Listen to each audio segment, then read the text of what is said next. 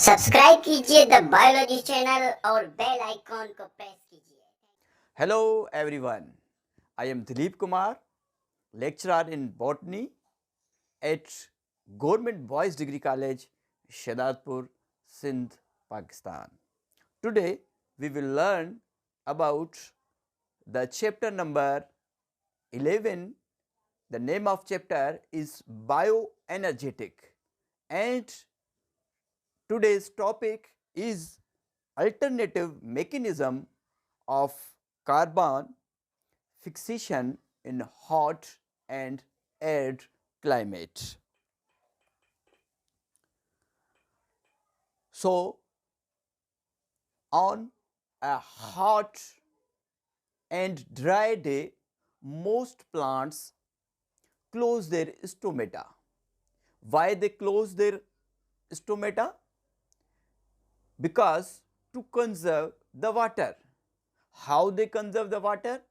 To reduce the rate of transpiration. These are the figures of stomata. ये stomata की figures हैं. यहाँ पे आप स्टोमेटा को देखेंगे तो स्टोमेटा यहाँ पे आपको ओपन नज़र आ रहे हैं. ये दो गार्ड सेल हैं और ये जो होल नज़र आ रहा है ये ओपनिंग है. स्टोमेटा आपको पता है कि लीफ में मौजूद होता है और ये टाइनी पोर्स होते हैं. इसको आप देख सकते हैं कि यहाँ पे कोई भी गैप नहीं है. इसका मतलब कि स्टोमेटा क्लोज है. ये स्टोमेटा क्लोज क्यों है? किस सिचुएशन में क्लोज है? In hot and arid climate में ये स्टोमेटा क्लोज हैं. ठीक है, एक वाइट शीट की तरफ हम जाते हैं और उसमें स्टोमेटा की पोजीशन को देखते हैं और अगर स्टोमेटा क्लोज होंगे तो क्या होगा. ये एक मैं लीफ बना रहा हूं. इस लीफ में अगर हम स्टोमेटा को देखेंगे, स्टोमेटा यहाँ पे मौजूद होते हैं, टिनी पोर्स मौजूद होते हैं. ठीक है, जब एरिड और हॉट कंडीशन होगी तो ये स्टोमेटा जब क्लोज हो जाएंगे तो कार्बन डाइऑक्साइड की एंट्री भी कम हो जाएगी. ये पार्शियली क्लोज होंगे और कार्बन डाइऑक्साइड की एंट्री कम हो जाएगी और यहाँ पे जो एयर स्पेस है, ये जो क्या है, एयर स्पेस जो पत्तों में मौजूद होता है, एयर स्पेस में कार्बन डाइऑक्साइड की कंसंट्रेशन, कार्बन डाइऑक्साइड की कंसंट्रेशन क्या हो जाएगी? लो. और क्योंकि फोटोसिंथेसिस का प्रोसेस गोइंग ऑन है, इसमें फोटोसिंथेसिस का प्रोसेस गोइंग ऑन है और फोटोसिंथेसिस के प्रोसेस में जो बाय प्रोडक्ट होती है वो क्या होती है? ऑक्सीजन होती है. तो अब क्या होगा कि ये जो एयर स्पेस है यहाँ पे ऑक्सीजन की कंसंट्रेशन क्या हो जाएगी? हाई. ऑक्सीजन की कंसंट्रेशन यहाँ पे हाई हो जाएगी और जो कार्बन डाइऑक्साइड है उसकी कंसंट्रेशन लो हो जाएगी. तो इस सिचुएशन में क्या होगा कि एक प्रोसेस होगा जिसको प्रोसेस को हम क्या कहेंगे? Photo respiration. ये एक वेस्टफुल प्रोसेस होगा. यहाँ पे इस इमेज में आप देख लें कि ये जो आपको नजर आ रहे हैं ये क्या है? ये एयर स्पेस है. ठीक है, एनाटॉमी हम देख रहे हैं लीफ की. ये एयर स्पेस है. यहाँ पे का ऑक्सीजन की कंसंट्रेशन ज्यादा है और कार्बन डाइऑक्साइड की कंसंट्रेशन कम है. क्यों? कि स्टोमेट्स क्लोज है, स्टोमेटा क्लोज हैं. ठीक है, तो यहाँ पे एक प्रोसीजर होगा, प्रोसेस होगा जिसको हम क्या कहेंगे? फोटो रेस्पिरेशन कहेंगे. ठीक है, तो इस कंडीशन को हम क्या कहेंगे? फोटो रेस्पिरेशन कहेंगे. जो ये certain plants two alternative mechanism have been evolve for the carbon fixation. अब कार्बन तो चाहिए ना फोटोसिंथेसिस के केल्विन साइकिल को रन करने के लिए और शुगर बनने के लिए कार्बन जरूरी है. तो कार्बन बनने के लिए कार्बन डाइऑक्साइड चाहिए. तो कुछ प्लांट्स हैं जिनमें कि एक इवोल्यूशन हुई है और उस इवोल्यूशन के तहत उनमें अल्टरनेटिव मैकेनिज्म है जो कि कार्बन डाइऑक्साइड को फिक्स करते हैं. और वो दो किस्म के प्रोसीजर होते हैं. एक C4 फोटोसिंथेसिस या इनको C4 प्लांट्स भी कहते हैं और दूसरा क्या है? ये कैम क्रैसुलेशन एसिड मेटाबॉलिज्म. दो तरह के जो है अल्टरनेटिव कार्बन फिक्सेशन के मेथड्स हैं। ठीक है, नंबर 1 को हम डिस्कस करते हैं, जिसको क्या कह रहे हैं हम, C4 पाथवे और C4 प्लांट।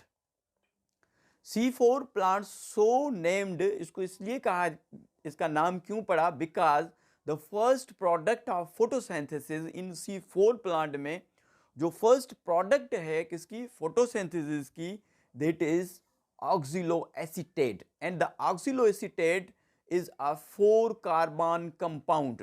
4 कार्बन, oxaloacetate क्या है, 4 कार्बन कंपाउंड है, और जो 4 कार्बन कंपाउंड है वो रिलीज करती है carbon dioxide to Calvin cycle. Calvin cycle को रन करने के लिए जो 4 कार्बन कंपाउंड है जो कि एसिड है, ये जो है कार्बन डाइऑक्साइड रिलीज करता है किसके लिए, केल्विन साइकिल के लिए। C4 प्लांट की जो एग्जाम्पल्स हैं, नंबर 1 जो है वो, इसमें जो प्लांट्स आते हैं, शुगर कैन, ठीक है, और इसमें कॉर्न आ जाते हैं, और इसमें जो है मेंबर ऑफ ग्रास फैमिली, जिसको ग्रेमिनेसी भी कहते हैं, अभी इसको पोएसी भी कह रहे हैं क्योंकि इसमें टाइप जीनस पो है इसमें, इसलिए ग्रेमिनेसी फैमिली का नाम अब पोएसी है। ठीक है, तो ग्रास फैमिली के भी इसमें प्लांट्स आ जाते हैं। अगर आप इस फिगर को देखेंगे, C4 प्लांट्स की लीव्स की हमें एनाटॉमी समझनी है कि इसमें 2 टाइप्स के सेल होते हैं। There are 2 types of cells. एक ये जो आपको सेल नज़र आ रहे हैं, इसको मीजोफिल सेल कहते हैं। ये जो मीजोफिल सेल हैं, ये वाला पोर्शन मीजोफिल सेल है, और जो ये वाला सेल है इसको क्या कहते हैं, bundle of sheath cell. Mesophyll के बाद ये जो सेल है इसको बंडल ऑफ शीथ सेल कहते हैं। और इनके अंदर क्या है, जो है वस्कुलर टिश्यू है ना, जिसको कम्प्लेक्स टिश्यू भी कहते हैं, जिसमें कि फ्लोइम आ जाता है, phloem which conduct the food, इनको कंडक्टिंग टिश्यू भी कहते हैं। तो ये वाला जो ग्रीन वाला ये जो पोर्शन है, लाइट ग्रीन, ये क्या है, बंडल शीथ है, और ये वाला जो पोर्शन है इसको हम क्या कर रहे हैं, मीजोफिल सेल्स कह रहे हैं। तो सबसे पहले इसमें क्या होगा कि कार्बन डाइऑक्साइड एब्जॉर्ब होगी किसमें, फास्फोइनोल पायरोवेट में। ये है फास्फोइनोल पायरोवेट है, ठीक है, ये कैटालाइज एंजाइम है, ये कार्बन डाइऑक्साइड को फिक्स करेगा, और फिर क्या होगा कि जो कार्बन डाइऑक्साइड है वो कन्वर्ट हो जाएगी किसमें, मेलेट जो है वो एसिड कंपाउंड है, जिसमें कि कितने 4 कार्बन मौजूद होते हैं। ठीक है, फिर ये जो मेलेट एसिड है, मेलेट एसिड क्या करेगा कि ये जो बंडल शीट आपको नजर आ रही है, इसमें कार्बन डाइऑक्साइड सप्लाई करेगा, और फिर जो है वो चेंज हो जाएगा 3 कार्बन वाले मॉलिक्यूल पायरोवेट में, और पायरोवेट से दोबारा जो है फिर क्या बन जाएगा, फास्फोइनोल पायरोवेट बन जाएगा, जब एक एटीपी यहाँ पे यूज होगा और फास्फेट इसके साथ अटैच हो जाएगा।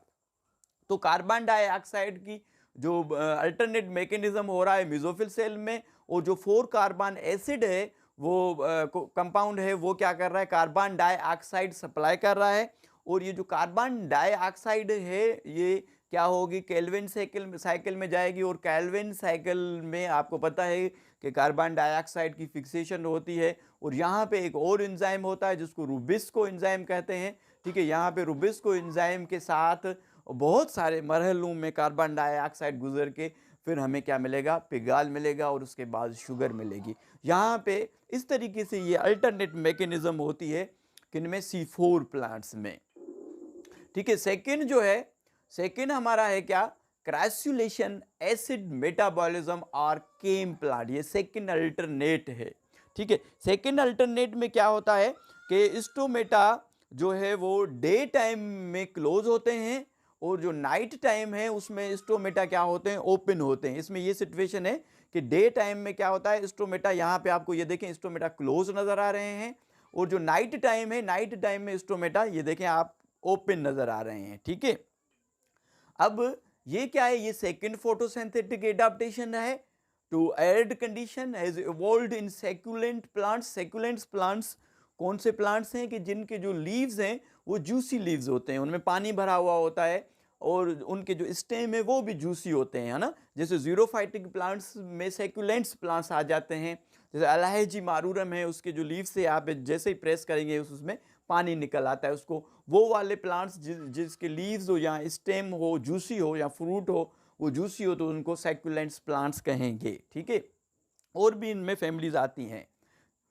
इनको एसिड, इनको क्रैसुलेशन एसिड क्यों कहा जाता है?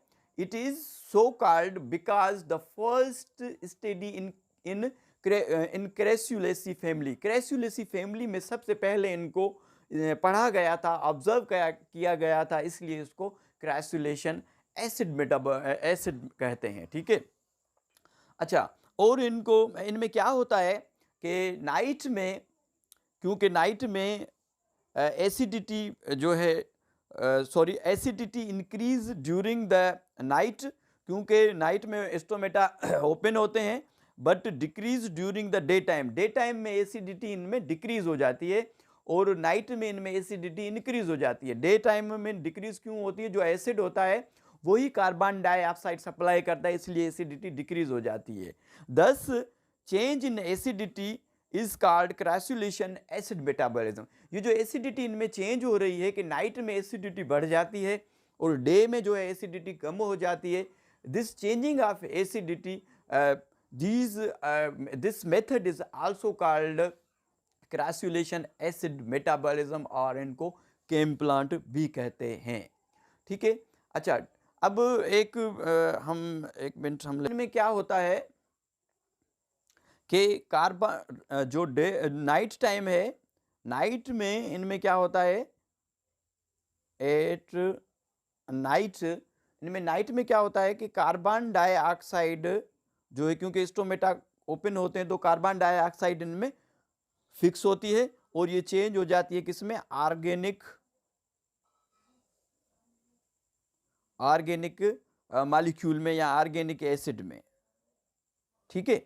और जब क्या आता है, डे आता है, ये नाइट टाइम है, और जब डे टाइम आता है तो डे टाइम में क्या होता है, डे टाइम में यही ऑर्गेनिक एसिड सप्लाई करते हैं क्या? कार्बन डाइऑक्साइड किसको? केल्विन साइकिल को। और केल्विन साइकिल क्या बनाती है? शुगर बनाती है। तो इस तरीके से इनमें जो है फिक्सेशन होती है, ठीक है। जो नाइट टाइम है ऑर्गेनिक एसिड बनता है और क्योंकि एसिडिटी बढ़ जाती है, और डे टाइम में क्या होता है कि इनमें जो ऑर्गेनिक एसिड हैं वो सप्लाई करते हैं कार्बन डाइऑक्साइड, तो और केल्विन साइकिल चलती है और इससे शुगर बनती है, ठीक है। During night carbon dioxide is absorbed and is incorporate into the various organic acid such as malic acid, इनमें malic acid बनता है और stored होता है किसमें? वैक्यूल्स में। During daytime these acids release carbon dioxide to Kelvin cycle, और इसमें Kelvin cycle चलती है। तो जल्दी से हम थोड़ा सा रिपीट कर लेते हैं कि आज जो हमने पढ़ा है, आज हमने पढ़ा है क्या? Alternative mechanism of carbon fixation in hot and arid climate. इसमें हमने देखा कि जो हॉट एंड एरिड क्लाइमेट है उसमें स्टोमेटा, कुछ प्लांट्स हैं जो क्लोज कर देते हैं। जब स्टोमेटा क्लोज करते हैं तो लीव्स के जो एयर स्पेस हैं वहाँ पे कार्बन डाइऑक्साइड की कमी हो जाती है और ऑक्सीजन की कंसंट्रेशन बढ़ जाती है। ऑक्सीजन की कंसंट्रेशन बढ़ने और कार्बन डाइऑक्साइड की कंसंट्रेशन जो है कम होने की वजह से एक प्रोसेस होता है, वेस्टफॉल प्रोसेस होता है, जिसको कहते हैं क्या? फोटो रेस्पायरेशन कहते हैं। उसके बाद हमने पढ़ा कि दो अल्टरनेटिव मेथड्स हैं कुछ प्लांट्स में, एक C4 फोटोसिंथेसिस है और दूसरा केम क्रैसुलेशन एसिड मेटाबॉलिज्म भी हम कहते हैं, ठीक है। उसके बाद हमने C4 प्लांट्स को पढ़ा कि उनमें क्या होता है कि इनमें शुगर केन आ जाती है, कॉर्न आ जाता है, और कुछ फैमिली जो है किसकी आ जाती है? ग्रॉस फैमिली की आ जाती है। इसमें फर्स्ट प्रोडक्ट जो है 4 कार्बन वाली है, इसमें इसलिए इसको C4 पाथवे कहते हैं। उसके बाद हमने देखा कि इसमें किस तरीके से मैकेनिज्म, इसमें किस तरीके से मैकेनिज्म होता है। इसमें 2 किस्म के सेल होते हैं, एक मीजोफिल सेल्स होते हैं और एक बंडल ऑफ शीट होते हैं। सबसे पहले मीजोफिल सेल में कार्बन डाइऑक्साइड फास्फोइनोल पायरुवेट्स के साथ मिल के एक मैलिक एसिड बनाती है जो 4 कार्बन है। 4 कार्बन फिर बंडल शीट में कार्बन डाइऑक्साइड को सप्लाई करता है और वही कार्बन डाइऑक्साइड जो है केल्विन साइकिल को चलाती है और शुगर बनती है।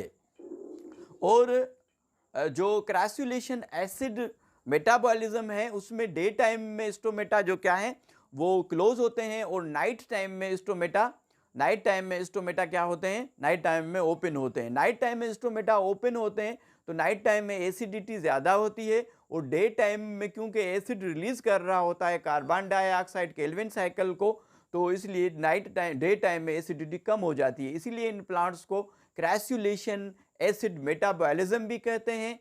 इनको क्रैसुलेशन इसलिए कहते हैं कि फर्स्ट इनको ऑब्जर्व क्रैसुलेसी फैमिली के प्लांट्स में इनको स्टडी किया गया था। ठीक है, इस पे भी हमने डिस्कस किया कि नाइट टाइम में कार्बन डाइऑक्साइड फिक्स हो रही है, ऑर्गेनिक एसिड बन रहे हैं, मेलिक एसिड बन रहा है। मेलिक एसिड डे टाइम में कार्बन डाइऑक्साइड सप्लाई कर रहा है केल्विन साइकिल को और शुगर बन रही है। This is all about the alternative mechanism of carbon fixation in hot and arid climate. Thank you so much and thank you.